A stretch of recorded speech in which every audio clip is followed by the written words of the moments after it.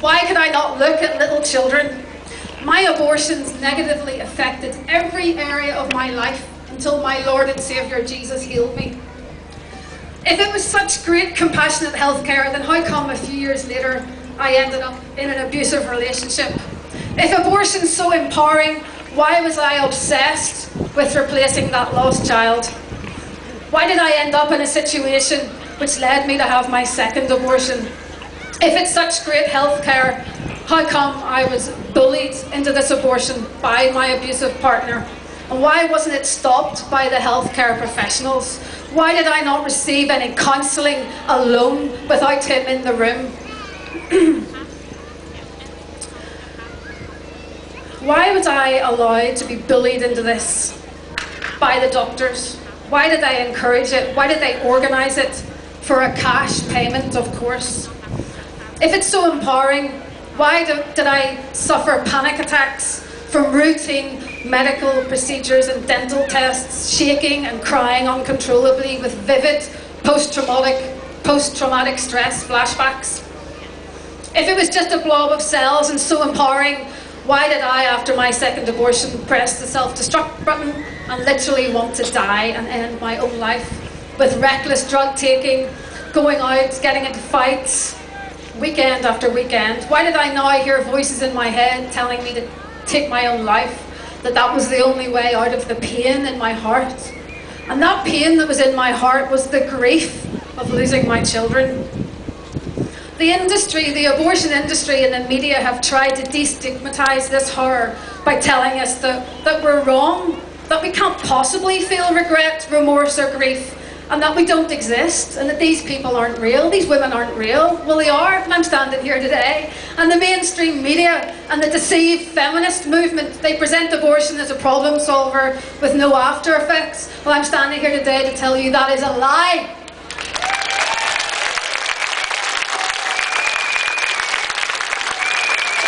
Let me be very clear, the trauma is not from travelling to England to get the procedure. The trauma is from the procedure itself. How can it not be? It's a barbaric, violent act where a child is destroyed. Let me tell you, I want to live in a country where not only abortion is illegal and outlawed, but that it's unthinkable. There are no circumstances where it is good for women.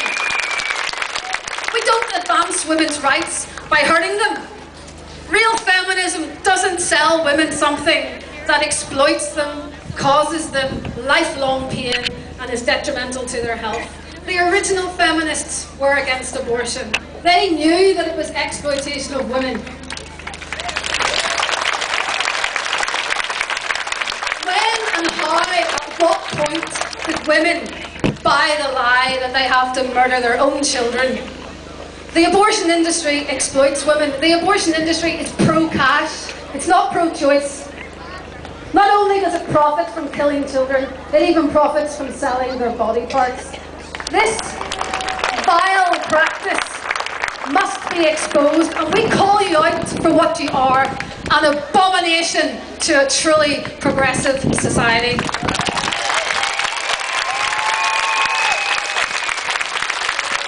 The pushers of this dark altar of child sacrifice are now trying to portray this land as an awfully backward place. Well, let me tell you, we are now the shining light of Europe, and we are the safest place right now for the unborn.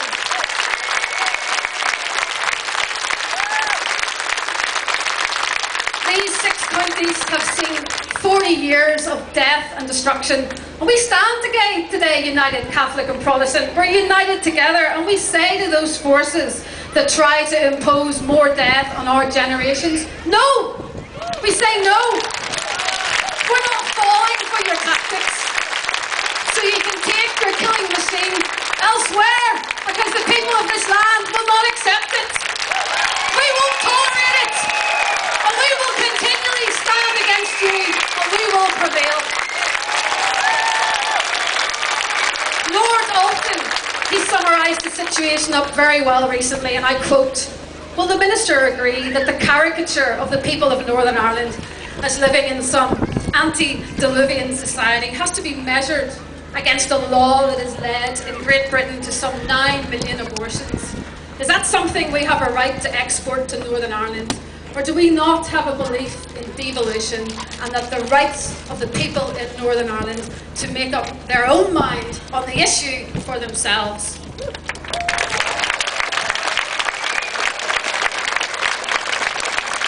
My God, the Lord in heaven said that righteousness exalts a nation. We are at a junction now in Northern Ireland and in our history where we must continue to choose and to stand for righteousness and the blessing that flows from it into the land. So we stand today and we choose life, we choose righteousness, and we choose blessing. Thank you.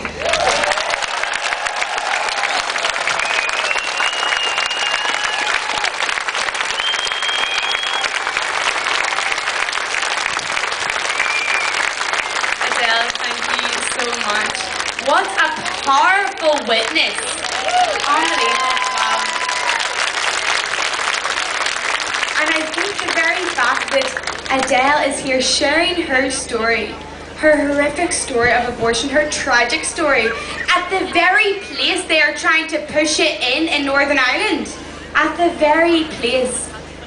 So folks, I hope that our MLAs, once they start doing something else, I hope that our MLAs listen to Adele's story.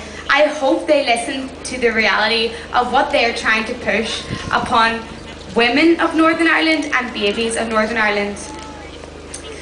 Our next speaker is Miss Yvonne Morgan, who comes from a lovely group called Almost Every Love Counts. Great. It's Yvonne here had a tragic situation where she became pregnant unexpectedly. This was all great, but she faced pressure to abort her babies. She faced that pressure and faced pressure around her for the choice of death. But Yvonne stood against this. She met women from Stanton Healthcare Belfast, life-saving work that ended up saving her babies. So she wants to share her story today. So please folks, let's welcome up Yvonne.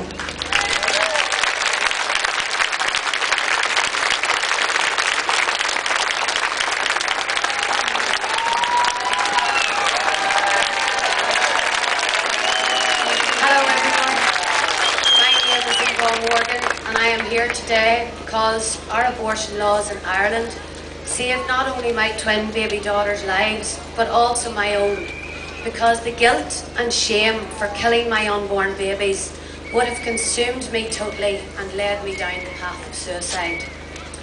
I reached a crisis point in my life, or one I deemed a crisis, on the 4th of July 2016. I was booked for planned surgery in my local hospital, and on the very morning of the operation I found out I was pregnant. I had just got myself back on my feet after a bitter divorce 2 years previously, and I really did not want any more children. Through fear and panic, I rang Family Planning Association in Belfast, who assured me they could help me with regards to an abortion. Thanks be to God, I have an amazing group of family and friends in my life, and one lady in particular called Anne, who is actually standing beside me today holding one of my daughters.